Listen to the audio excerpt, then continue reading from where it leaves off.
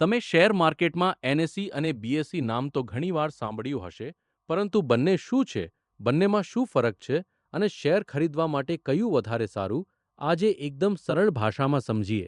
નમસ્કાર મિત્રો, સ્વાગત છે સ્માર્ટ બિઝનેસ ગુજરાતીમાં. આજે આપણે સમજવાના છીએ એનએસઈ અને બીએસઈ શું છે અને બંને વચ્ચે શું ફરક છે.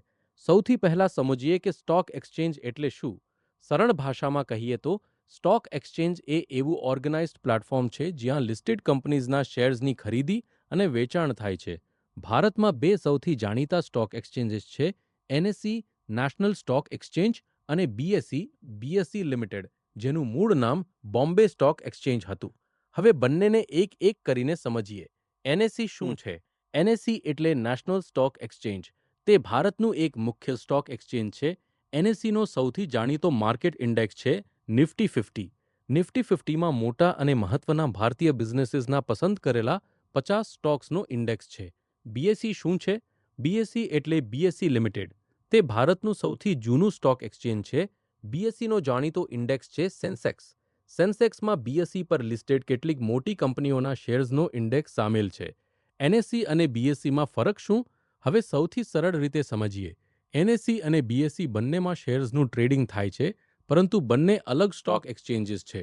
એનએસઈનો મુખ્ય ઇન્ડેક્સ નિફ્ટી 50 છે, બીએસઈનો મુખ્ય ઇન્ડેક્સ સેન્સેક્સ છે. અને એક મહત્વની વાત, એક જ કંપનીનો શેર ઘણી વખત એનએસઈ અને બીએસઈ બંને પર લિસ્ટેડ હોઈ શકે છે. તો શેર ખરીદવા માટે એનએસઈ સારું કે બીએસઈ? બિગિનર તરીકે આ પ્રશ્ન સામાન્ય છે, પરંતુ એવું નથી કે હંમેશા એનએસઈ જ સારું કે બીએસઈ જ સારું. તમારો બ્રોકર ઓર્ડર સિસ્ટમ જે એક્સચેન્જ પર ઓર્ડર એક્ઝિક્યુટ કરે છે, તેના આધારે ટ્રેડ થઈ શકે છે.